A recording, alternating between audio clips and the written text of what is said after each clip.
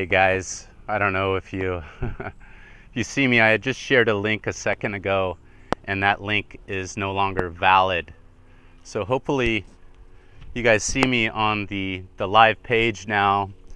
And again, it's having some technical issues today, so I'm sorry. My name is Mo, the Gnostic Warrior, the founder of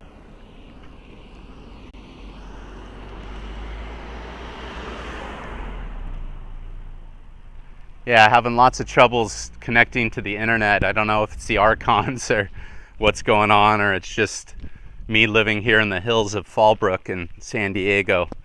But just trying to get a connection here. It goes in and out.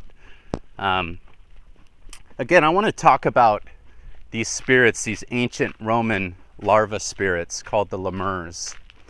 A lot of people, they're not familiar with them, because we live in a world today that is different. We use a different language, of course, than the Romans had used back then. And keep in mind, when I say the Romans, the Roman Empire expanded over much of the world.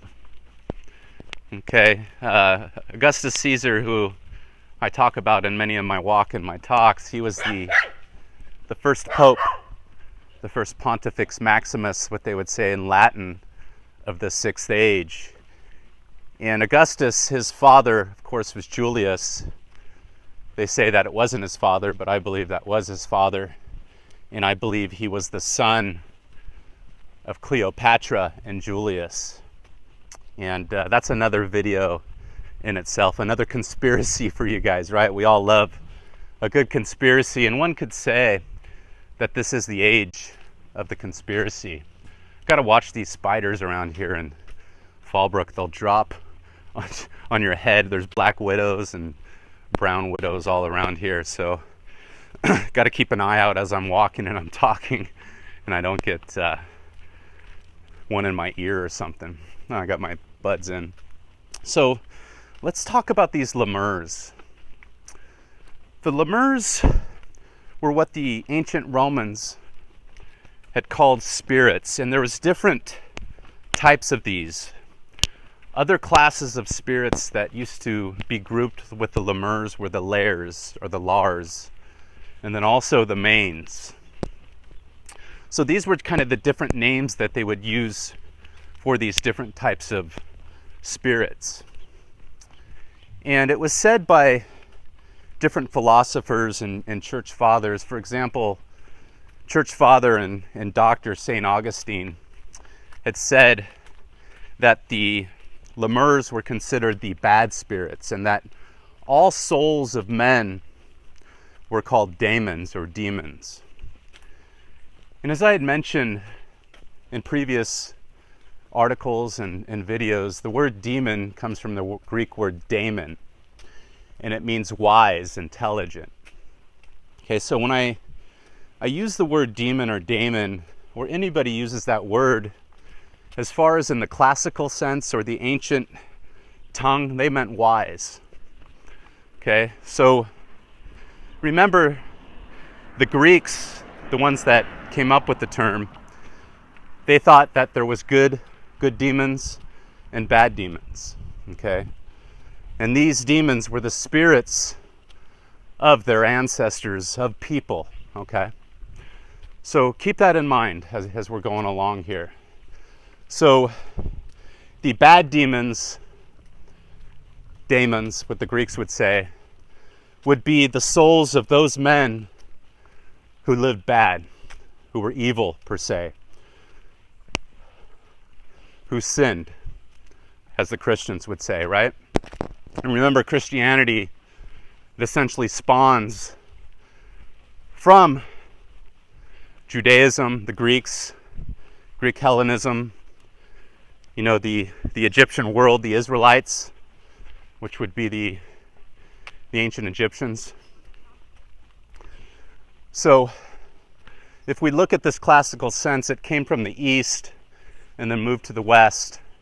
And of course, it was later incorporated into Rome, who had conquered that whole area. As I had said, Augustus Caesar, the man that started the 6th age, he actually conquered Greece and Egypt and incorporated them into the Roman Empire. So the Roman Empire was massive, right? And you guys got to keep that in mind. It wasn't just this little place in Italy, right? This covered most of the world. So this thought, these beliefs were worldwide. They were global. They weren't something that, you know, just some weird Romans had, or some people in some weird land that were practicing voodoo or magic or shamans or Gnostics. No, this was a belief by many cultures around the world. Okay, so as I say in many, thank you guys for tuning in live, guys. I'm having connection issues here. I can't even see everybody who's watching or any of the comments. So please comment with one another. I'll be back on Facebook here shortly too, doing these live videos, which they seem to be a little bit better because you have a better format to communicate. But I also like YouTube as well. You know, I don't want to knock it, but a lot of the people that have seen my work have found it on Facebook. So in any event, let's talk about these lemurs. As I had mentioned, St. Augustine, and there was other people who had written about these lemurs, like Ovid. He was a Roman poet at the time of Augustus Caesar. There was also Horace, who had written about it. So those were kind of the main sources of the lemurs at that time. And there was other people such as St. Augustine who had written about them. Eliphas Levi a little bit. Madame Blavatsky had written about them as well. So I wrote an article on GnosticWarrior.com that you could check out. It's pretty much one of the last articles that I had written.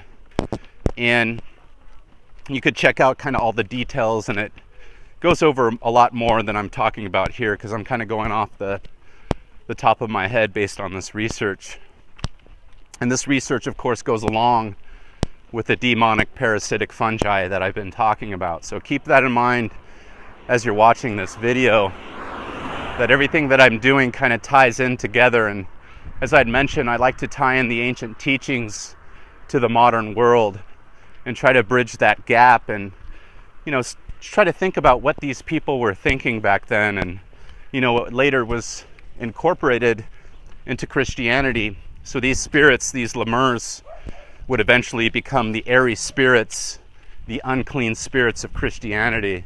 Hey, hello. Thank you for tuning in, guys, and saying hello. I appreciate you, and sorry for the difficulties today getting connected. It was a little bit hard. So these lemurs, they basically were said to cause disease, right? These lemurs were said to torment people. Okay, as I had mentioned, the lemurs were the bad spirits, or the evil spirits of departed people, of departed men. You'll hear shadow people as well connected to these spirits. And remember that I've explained the word spirit, and I know people watching this video, they might have not caught other videos or my articles. The word spirit comes from the Latin spiritus. Okay, so the word spiritus means to breathe. And it comes from the Latin spira, S-P-I-R-A-E, I believe is how you spell it. And it means breath, to breathe. I mean, breath is spiritus, and spira is to breathe, excuse me. So just keep that in mind when the ancient people were talking about spirits, okay, whether it be the Greeks or the Romans or the Egyptians, etc. They related to these spirits in the air that they could breathe, that could enter into them, okay? And they had various ways that these spirits could enter them, and these lemurs, they were no different, okay? And yeah, keep commenting, guys, and, you know, share the gnosis with one another. As I'm going along here, I gotta kind of keep my train of thought, so I could keep progressing with my line of thought, because it's kind of hard to do these walks and these talks with no script or anything, and kind of going off the top of my head off of recent research. Hello, Kevin. All right, so let's talk about the word lemurs. I talk about being a Gnostic, having knowledge. I don't care what religion you are. You could be a Christian, you could be Catholic, you could be Protestant, whatever, and you could be a Gnostic. You could be a Muslim, you could be even an atheist, but it's hard to be an atheist and to be a Gnostic, but that's another podcast in itself, guys. So remember, Gnostic, knowledge, gnosis, just means knowledge, right? And that's what we're trying to use to get through this matrix in this world and to understand what some of these ancient teachings mean. And I believe they mean a lot. And when we start connecting them, these ancient rites, these rituals that they had around these different festivals, they had a festival called Lemuria. So you either said it Lemuria or Lemuria. And I'm going to talk about that in a second. So let's pause there, because I was talking about the meaning of words. So let's talk about lemur and what it means.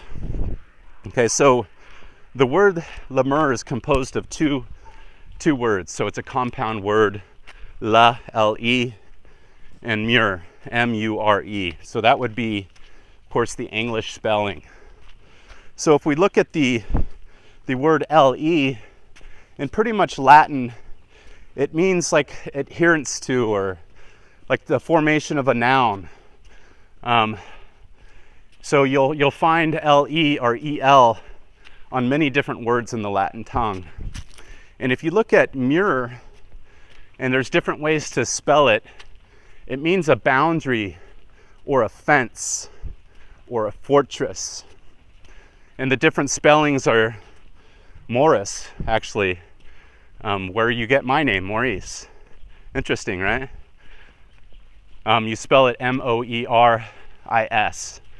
And then you could spell it M-U-I-R-M-O-R. So there's different ways to spell it. So when the ancients had thought of a word, and keep in mind our language comes pretty much from the rulers that rule the world, right? Every time a culture takes over, they employ the priesthood, or the academics, and it's usually the priesthood in the past history always, because they were the most learned men with language, and they could usually speak in different tongues. They would be in charge of changing the word. So for example, when we used to all speak pretty much in the Greek tongue, that later was changed, the Tower of Babylon, right? The confusions of tongues. When the Romans took over, they of course had to change the tongue. They had to confuse people, chaos, right? So they changed the language to Latin. And this Latin language, of course, was formulated by the priesthood, who eventually became the Catholic Church. So when they thought of these words, there was a lot of thought that went into them, okay? And again, these words usually, they descend through time. It can go from the Phoenicians, who gave their letters to the Greeks, and then from the Greeks to the Romans, the Latin tongue, right? And then eventually English, right, that we're speaking now after the Normans took over. So let me cross the street here, guys. So we now know that this word lemure, it deals with a boundary or a fence surrounding something. Okay, and keep this in mind when I talk about the parasitic fungi, because of course these lemurs are who I relate to the parasitic fungi. And this is what the parasitic fungi do within our bodies and our homes, is they start building a fortress, right, through their mycelium and their hyphae, their roots, and they start proliferating our tissues in our bodies, and they start taking over certain things. And this is what I believe the lemurs are. The lemurs are these, what we would call fungi today. I'll get into more of that in a little bit here. But again, thank you for tuning in. Please thumb up the video. Thank you for supporting my work, guys, and bearing with me on these walks and these talks, because again, they're done without a script, and sometimes it's a little hard to keep going and keep my flow going. So let me see if I could.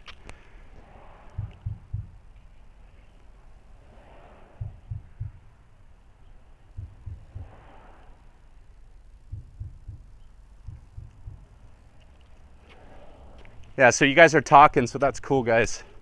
Keep it up. It's hard to kind of read these comments. So these lemur, they were really important to the ancient Romans.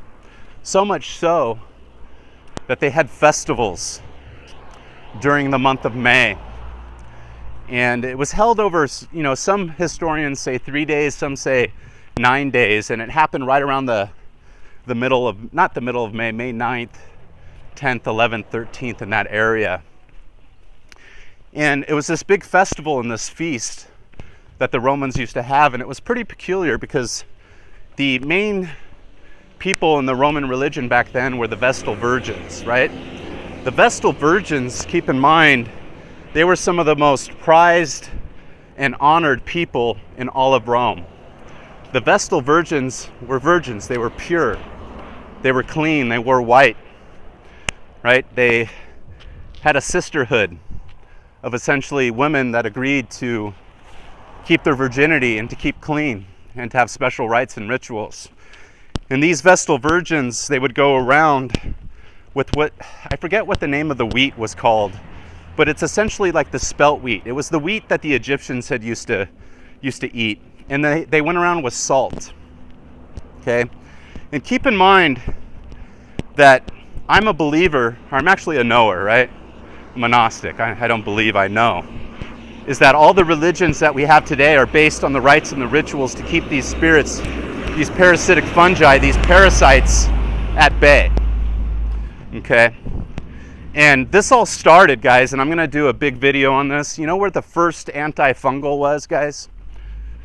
The biggest anti-parasite, anti-spiritus was fire. And if you look at the history of mankind and humankind, we started living and basically taking off when we invented fire. You see, when we invented fire, we now had a way to kill the spiritus, the lemurs, to kill the fungi, the parasites that were in our meat and on our food.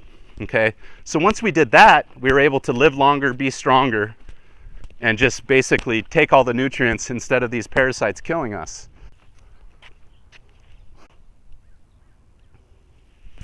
Sorry about that, guys.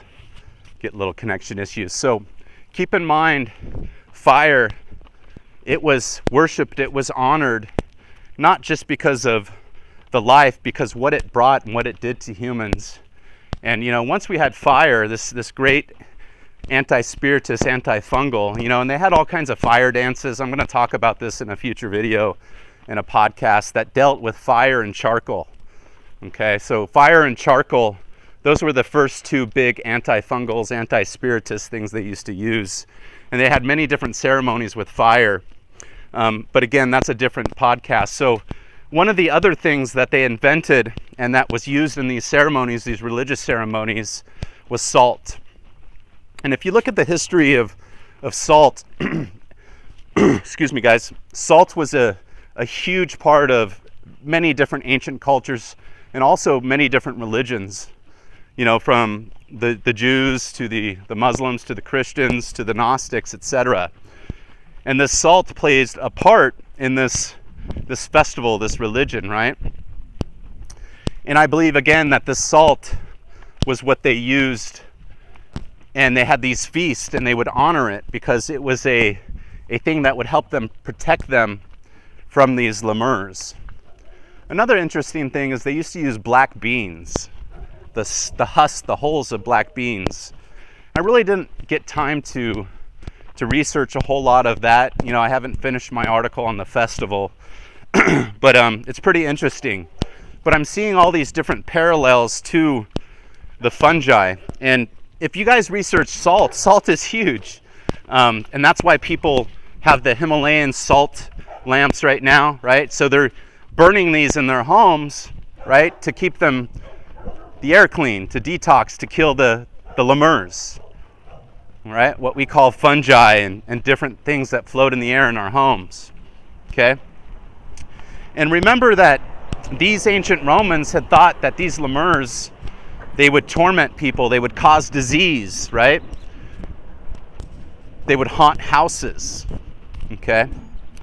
And I talk about this in a recent video, these haunted houses, and my belief that these haunted houses are basically haunted by these bioorganisms, bioluminescence, right? By these fungi that basically commandeer people.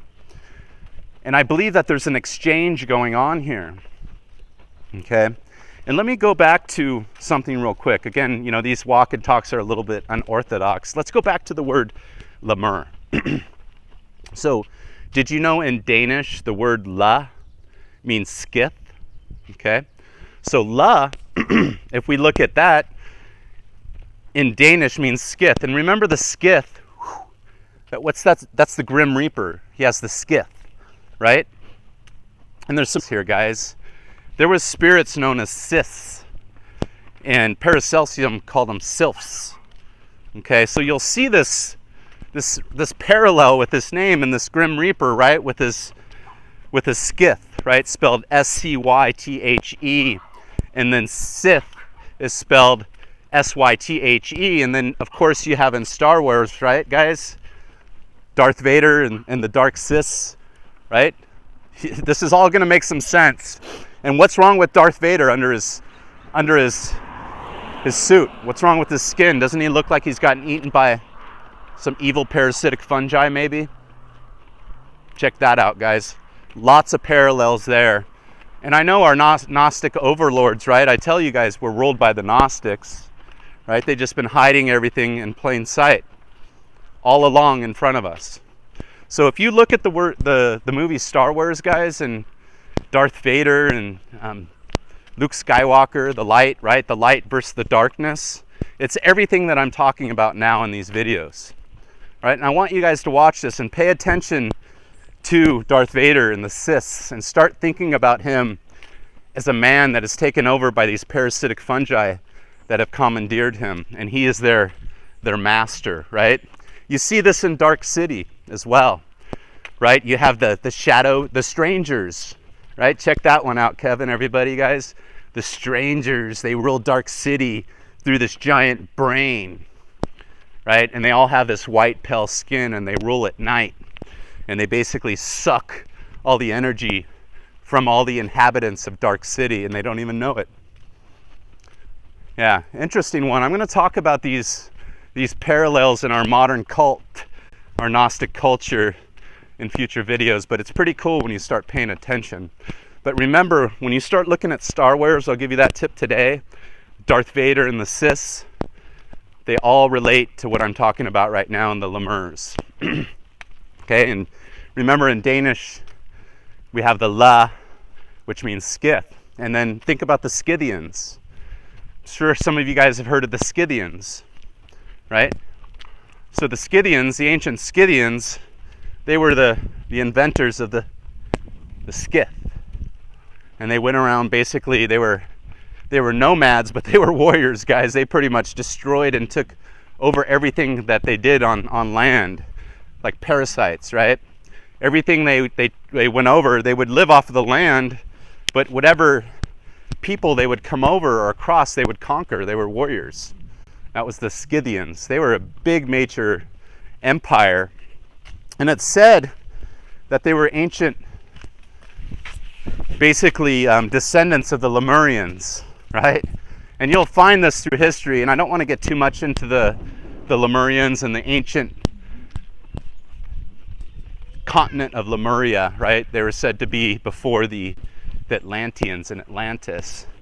So again, that's kind of a whole different story, but some different interesting parallels here and connections. And then you go, of course, to today, With these movies, such as Dark City and Star Wars and all these trilogies and different basically remakes that they've had with it. So remember, the Lemures are kind of like the Siths, the dark city guys, the shadow people, the strangers, right? And they called these Lemures shadow people, right? And they would haunt houses and they would torment their victims. Okay, so these Lemures, I believe, again, were the fungi that take over people. They actually have the ability to commandeer our whole apparatus, our whole mind and our body. And that when we die, if we don't take it back, and that this is a serious thing, and I'm going to get more into this as I go along, because this is kind of a progression of these talks, is I often say that we learn to live by knowing how to die. I know that's kind of a little out there for some of you, you know, because you would think we got to learn how to die. But we need to, actually that's what I meant. Sorry, kind of losing my thought. I'm walking up this crazy hill here, and I got another go way up there still. Kind of hard sometimes, and I lose my breath. So I'm going to stop here for a second. Doing kind of a little different street as well. So these Lemures, guys, the ancient larva spirits, and oh, I didn't talk about that yet. There you go. Gave me a second to think for a second. So the Lemures, the word is actually interchangeable with larva, right? So we get the English word larva from the Latin larva, spelled very similar. And if you look at larva, it's two words, a compound word, right? As Gnostics, we got to know words. We don't, not what we're told on Wikipedia only, right? We got to research and find it out. So if you look at the word larva, lar is actually an ancient Latin word for titulary spirit, for a spirit. Okay? So remember, when they say larva, they mean spirit. And va means like kind of attached to, or with, or to go along with. So the larva is interchangeable, those two terms as well. And remember that they thought that the spirits, these larvae, there was three different ones. I forget the other one, but there was bad demons and good demons, right? And the Lemures were the bad ones. And I'm parlaying these bad ones to people that never regain their consciousness and their souls before they die. And they're essentially taken over by these fungi. I believe that it's a type of a purgatory, a type of energy soul exchange. And this is going to come more evident to you guys as time goes along, because most people don't understand that we have a certain energy in us, a certain light, and that if we don't activate that light, that energy that I talk about, this phosphorus, right, that this light can be taken from us. And I believe that's the whole kind of story that's being told to us in these Star Wars, you know, with their lightsabers. That's another interesting thing I want you guys to see. I'm not big into, you know, movies and Star Wars. You know, I think it's cool. But check this out, guys. If you're into Star Wars, or if you ever see them with their lightsabers, and this is going to be an interesting parallel to what I'm talking about now, is their lightsabers, they have the same light, but when they swing them, they're a different color. Most people don't catch this, right? You got to catch these little small minutia details to kind of see what's going on. So what you'll notice is that the light workers, you know, the Luke Skywalker, Obi-Wan Kenobi, etc., the Light Federation, they have their sword and it'll turn a blue color. And I tell you, this blue color is very important because it represents the light of God, the light within us, the phosphorus, right? This is what we get from the planet Jupiter.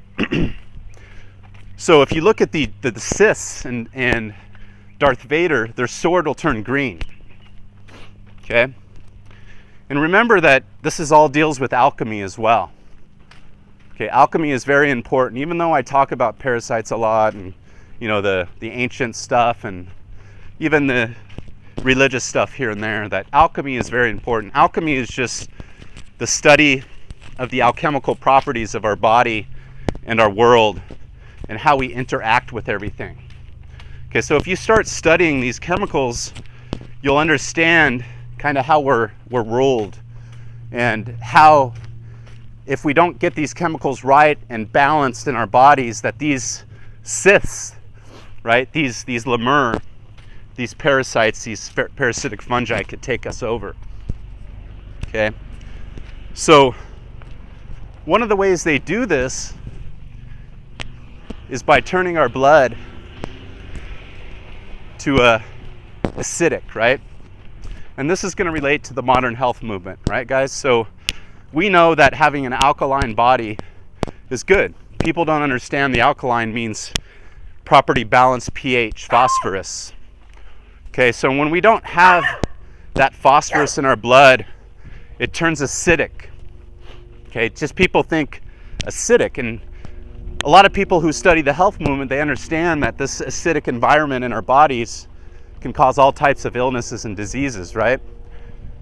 In my studies and my belief, and going along with the ancient Romans and the Greeks and the different cultures and the Egyptians and the Phoenicians, etc., is I believe that these spirits, these spiritus, are the parasitic fungi that you could basically measure any day today in this modern world via science. Okay, so keep that in mind when I'm talking about all this. Is in my world, in the modern sense, as a modern Gnostic walking today, someone who, with knowledge, I use science, is these spirits, these lemurs, are the parasitic fungi that are all around us every day. They're in our homes, they're causing diseases, right? I talk about this all the time. CDC, for the first time in the history of the agency, the Centers for Disease Control here in the United States, they just issued a fungal awareness week for the first time. Think fungus, they said, right? When you're ill, think fungus. And then the newspapers are coming out now. All kinds of articles talking about different things such as gut parasites controlling people's minds. I talk about that recently, this article that Joe Rogan had shared that said almost half of the population of the world has this gut parasite. And now they're finding that this parasite is able to control people's minds and cause all types of neurological problems. Right? This is in mainstream media. I'm gonna get some water here, guys. I'm really thirsty. So this stuff's coming out big time right now. There was another article in Newsweek this week talking about fungi and how it was causing most of the diseases in the world right now, and how here in America it's just basically, they don't know crap, the doctors, about this mysterious fungi that's killing all these people. And I believe it's the cause of cancer, Parkinson's disease, Alzheimer's, asthma, allergies, Crohn's disease, stomach disorders. I believe it's all caused by these lemurs, these parasitic fungi. Got a little cold right now. I'm going to talk about that in a second too, because this is fungi season and people are getting colds and they don't understand what's going on. And I'm going to talk about that here in a second.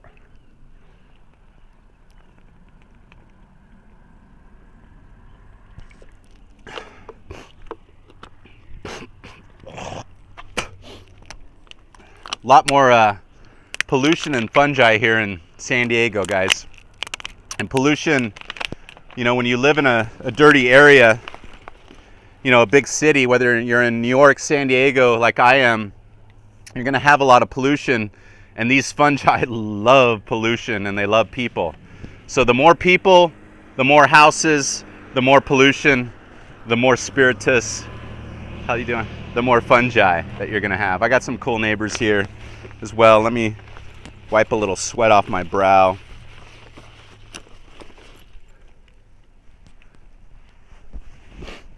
All right. Going to actually work out too right now. Got to get my workout on. I've been working really hard. So again, if you want to find out more about the lemurs, the ancient beliefs, go to my blog, GnosticWarrior.com. It's one of the first articles on there. The ancient Roman parasitic larva spirits known as the lemurs is what it's called, I believe. So you could check it out. And I have quotes from Ovid, from Horace, from St. Augustine, Madame Blavatsky, Eliphas Levi, Robert McCoy, Freemasons, etc. So I kind of wanted to get all their voices in there, and then I put my own, of course, commentary in there as well. So these haunted houses, I want to do a nice little video and article on this. And again, remember these these talks, I'm kind of just free-flowing. It's kind of, informal. I do have more data and research and cooler videos I'm going to be doing here in the future where I detail it more and I put all the research and I'll talk. So stay tuned for those. Those won't be live. I'm going to try to do the best I can as far as editing. It's not going to be like a Hollywood or whatever. But I'm going to put all this research together in a collection of videos to go along with my parasitic mind control Gnostic theories, right? And I believe this is the big way. If we want to get into a little conspiracy now, right? This is a big way how we're managed by the dark cis, right? If you look at our world and how it's set up, it's basically a parasitic culture built to feed these spirits, these lemurs. And when you start really getting into this research and you start really listening to what I'm saying and how these spirits, these parasitic fungi, who the ancients had called unclean spirits, airy spirits, aerial spirits, right? They say the devil's like a lion. The word airy means lion. Ariel. Think about this, guys. That these spirits, for a long time, they were unleashed on the world. And I believe that that's why in Christianity, in the Bible, it talks about how the Satan is the prince of this world. I believe Satan would be akin to Darth Vader, right? The kind of the hive mind in the dark city. It would be that brain that kind of sits over the world right now, ruling over us, sucking all of our energy into this system, into this parasitic type of system, right? The taxes, the killing of people, the genocide, the destruction of nations, of peoples. We act just like parasites, guys. I mean, when you really look at it, if you just put parasite uniforms over the people sometimes, over people's faces, and you kind of think in this aspect, you'll see that this world was created, these roads were cut by human parasites just doing what they needed to do, taking what they needed to take to live, sucking up off the earth without any thought to live symbiotically with it, right? We're basically taking and destroying everything in sight. All the food, the GMO, the boxed foods, it's just making our blood acidic, right? And when we make our blood acidic, when we eat all this unnatural food, when we live unnaturally, we live like parasites. And what's quite interesting is that you increase the parasites in your body as you live like this. And keep thinking along with me with this line of thinking. So, if we live in a world today where most everything that's on our shelves, the air that we're breathing now, the homes that we're living in, 50 to 75% of them have these lemurs, these spiritus, these parasitic fungi, these molds in English, right, that I talk about in every video. Verified by science, guys. There's actually research on my blog, moldsafesolutions.com, where they did studies. And they found over 50% of residential homes have parasitic fungi in them. 85% of commercial buildings. This was an extensive study done in the United States, guys. You should see the homes I'm going into and the sick people that I'm encountering. I tell you guys about the story of my family being terrorized by these lemurs, by these, what I know as mold in English, right? I got a mold test I could show you guys. My house had off the charts Stachybotrys and Aspergillus. Okay, Stachybotrys is one of the most deadly molds in the world, okay? It's a neurotoxin, it releases mycotoxins, okay? These toxins make you mad, they make you crazy, all right? They take away your eyesight, okay? They start taking over your whole system. Militaries, guys, they've weaponized mold. I write about this, weapons of mold destruction, weapons of mass destruction, bioweapons, okay? The Russians have done it. The Americans have done it. The Vietnamese have done it. The Iraqis had done it. Did you guys know that when we went into Iraq, do you know what Saddam Hussein was making? Mold bombs. Aspergillus, I write about this on Mold Safe Solutions. This isn't conspiracy, guys. This is CIA documents and also Department of Defense, and then as well as the RAND Corporation, okay? All in their own words. And then we get, of course, on mainstream media, and most of the people in the conspiracy crowd, there was nothing found. There was nothing found. There was. And that's what they were burning in these toxic dumps, the soldiers, right? They're burning all kinds of shit, but they were burning these bombs, this mold, right? And what do all these soldiers have? All these mysterious elements and these diseases. And if you look at them, they all look like mold diseases and elements to me. But hey, who am I? Just someone who's done his research, who has some gnosis and knowledge on this stuff. So yeah, this is a little of the conspiracy side, guys, right? So when you start looking into this stuff, you understand it's one of the most deadly creatures, organisms in all the world, so deadly that they're using it as warfare, bioweapons, all right? They're known to terrorize and torment people over time as opposed to killing them instantly, to literally have these organisms released on the people and destroy them from the inside out, okay? I talk about these things all the time. They eat you alive. They're parasites, and they actually eat your organs and everything as they release toxins and stuff. They take over your central nervous system. They take over your glands, right? Your chakras, if you want to get all whatever new agey, okay? Your glands, your pineal gland, they take that over. Your thyroid, they start taking that over and stilling that. They get into your bile ducts, start stilling your phosphorus, your light, your consciousness. Oh, these things aren't no big deal, right? Don't worry about mold in your house. No big deal. Yeah, that's why everybody's dying. It'll all become evident to you guys as you listen and you watch Mo and your eyes start to get open in your third eye, right? You start putting this all together. It's all in front of us. It's all right there. It's all staring you right in your bathroom right now, probably, or in your house, right? Someone you love may be sick and they got mold in their home, right? You guys got to start acting. You guys got to start using this gnosis, this knowledge, to start making a difference in fighting these spiritus, right? Fighting these lemurs, as the ancient Romans had called them. Fighting these unclean, airy spirits, the Christians would say. Or today we could just say, we're fighting the mold, right? We're mold warriors, right? We're going to fight this mold.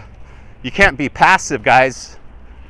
The whole basis of religion, the church fathers of Jesus and everything, it's all about this. He goes out into the desert. Who does he find? He finds the devil. Did you guys know that all this dirt and the sand in the desert is made by fungi?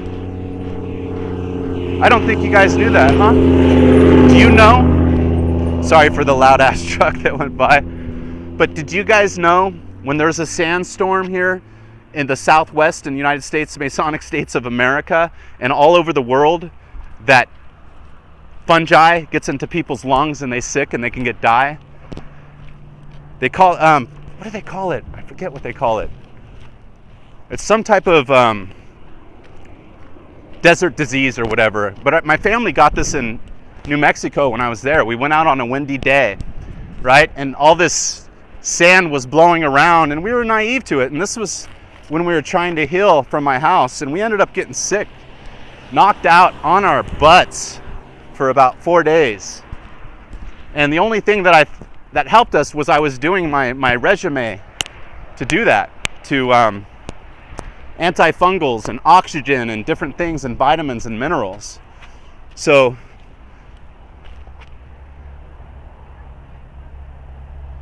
So keep that in mind. Right now, it's cold season, and people don't actually understand it's actually mold season, right? So when you hear cold season, just put an M instead of a C and go, oh, it's mold season, right? Just remember that. That's a tip from Mo. You didn't hear it anywhere else, right? There's a lot of firsts you're gonna hear from me, and I just like to do it because it's kind of cool to discover this research and to be along with you on this path, on this journey. And I think we're gonna heal a lot of people.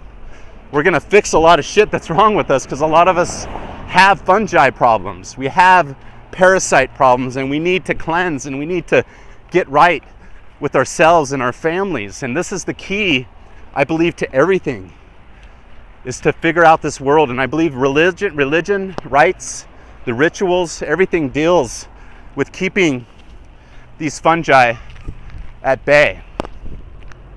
And I believe today we need to have similar rites and rituals. And I'm going to talk about that in a future walk and talk here, guys. And it's really going to make the difference for a lot of us. And so remember, if we're talking about Darth Vader, his sword, going back to that because I lost my train of thought, the green represents sulfuric acid. Okay, this acid is what basically is the element of these fungi. They love this acid, and they're able to basically replenish themselves with this acid. So when our bodies are acidic, our blood turns a dark color.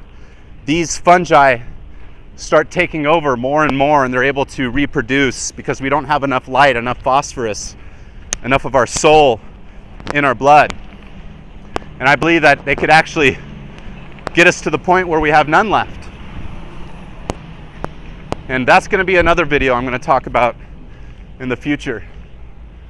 So thank you guys again for watching Mo the Gnostic Warrior. If you want to find out more about these teachings, please go to gnosticwarrior.com. I appreciate your guys' support a lot. Been getting a lot of great comments. I get a lot of haters too, guys. So know that when I talk about this stuff, I'm either getting hit left or right via email, YouTube, Facebook, and it gets stressful sometimes because I'm just trying to put this out there, and when you read these words and you're getting attacked, it gets I don't know, it doesn't hurt you, but it just, the energy, it affects you. And then on top of that, I'm working 50-60 hours a week right now with my job, and I got to drive a lot on these crazy streets. Southern California, guys, there's nothing like it as far as the freeways. So that's all I do, is I drive all day, so I get a bit stressed. I try to flow like water, but it gets hard, and then I'm breathing in a lot of toxins. I'm going into moldy houses. I'm putting myself, guys, on the front lines. I feel like I'm like a Gnostic martyr or something. It's interesting kind of why I came back here and everything that I'm doing now. Really interesting. Let's talk about a little religion before I leave here, because I want to validate. I don't want to get hit by a car. I want to validate another thing here, like the Catholics. I told you, when they sprinkle holy water, right? Some of you grew up Catholic. Understand that the Pope, the priest, when he's doing that, it's out of the aspergillum. The aspergillum is named after Aspergillus, right? It was named by a Jesuit priest who allegedly, when he was thinking of a name for this tool for the priest, for the Pope, he goes, that looks like an Aspergillus spore. Guys, study this. So the thing the Pope has, it's named after a fungi spore, Aspergillus, Aspergillum. It's called the Rites of Aspergy, guys. Check it out. Holy water is an antifungal. And I'm going to prove this, and I'm going to talk about this. And the whole rites with Lent deal with the cleansing of your body. What do you put on your head? What is that cross made of? Charcoal? Exactly, guys. Activated charcoal is one of my go-to antifungals, anti-parasite, anti-Lemures, anti-unclean spirit, anti-aerial spirits. They used to burn charcoal in rooms to kill these spiritists, to clean them out, to fumigate them. They used to use holy water as well and sprinkle it. Okay, as I'd said, all religions are based on keeping these parasitic fungi at bay. And we lost these teachings, or they went underground, or something happened. But it'll become more and more evident to you guys as time goes along. But thank you for tuning in, guys. If you kept it, followed it this far, thank you. Thank you for being patient with me. Thank you for the support. Go to GnosticWarrior.com if you want to learn more. If you'd like to join the Order of the Gnostics, go to GnosticWarrior.com/members. Hey, you're welcome. Appreciate you guys. And then you can also donate to Gnostic Warrior, to this work. GnosticWarrior.com/donate. Last but not least, join our Facebook community. Lots of people there. Facebook.com/Gnostic Warrior. All right. If you don't remember all that crap, just GnosticWarrior.com. All right. Take care. And if you want to learn more about mold, hey John, peace. Yeah, I'll feel better. I got a little cold. I'm going to talk about that actually in another video today. I'm going to talk more about the real stuff and healing ourselves. So it's going to be less esoteric and more about the straight talk on cleaning yourself out when you have a cold. And my son has a sore throat. I'm going to talk about that in a video later today. And we're actually going to show you how we clean and cure our sore throats and get these parasitic fungi out of our bodies, and what we do in our house as well. So stay tuned to that. Thank you again, guys. Have a great day. Peace be with you.